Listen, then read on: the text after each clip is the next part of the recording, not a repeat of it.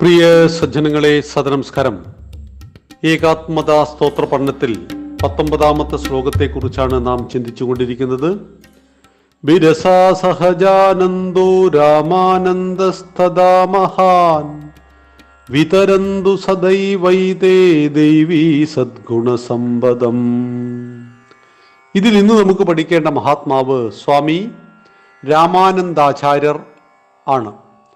സന്ത് കബീർ, സന്ത് രവിദാസ്, ഭക്തമീര, സന്ത് നരഹരിദാസ് മുതലായ ലോകപ്രസിദ്ധ ആചാര്യന്മാരുടെ ഗുരുവായിരുന്ന സ്വാമി രാമാനന്ദ ആചാര്യനെ പറ്റി വളരെ ചുരുങ്ങിയ രേഖകളേയുള്ളൂ. 1400 പ്രയാഗിലായിരുന്നു സ്വാമിജിയുടെ ജന്മം. അച്ഛൻ പുണ്യ സദൻ ശർമ്മ, അമ്മ സുശീല മാത. ചെറുപ്പത്തിലെ ഭഗവത്ഗീത, രാമായണം മുതലായവ ഹൃദിസ്ഥമാക്കി അവയുടെ തത്വങ്ങൾ പ്രചരിപ്പിക്കാൻ തുടങ്ങി. സ്വന്തം മാതാപിതാക്കളടക്കം ലക്ഷക്കണക്കിന് ആളുകൾ ബാലനായ രാമാനന്ദനെ തേടിയെത്തി ദീക്ഷ നൽകാൻ ആവശ്യപ്പെട്ടു. രചനയും പ്രഭാഷണവും ഹിന്ദിയിൽ തന്നെയാണ് സ്വാമിജി നടത്തിയത്.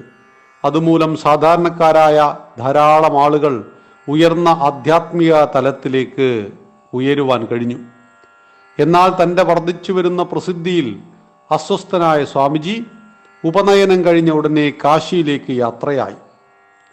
കാശിയിൽ ആചാര്യ രാഘവാനന്ദയിൽ നിന്ന് ശിക്ഷണം നേടി.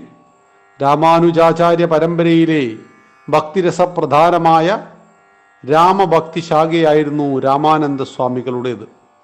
സ്വാമികളുടെ ശിഷ്യന്മാർ നിർഗുണഭക്തിയും പ്രചരിപ്പിച്ചിരുന്നു, കബീർദാസ് അടക്കം.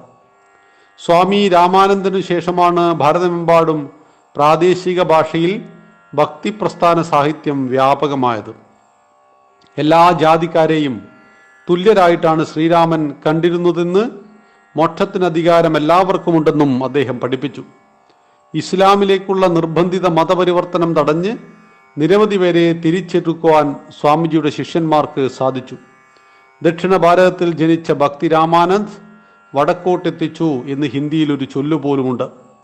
മുഗൾ രേഖയിൽ സ്വാമി രാമാനന്ദന്റെ സ്വാധീനത്തെക്കുറിച്ചും ധർമ്മപ്രചരണത്തെക്കുറിച്ചും മൗലാന രസി ഉദ്ദീൻ എഴുതിയിട്ടുണ്ട്.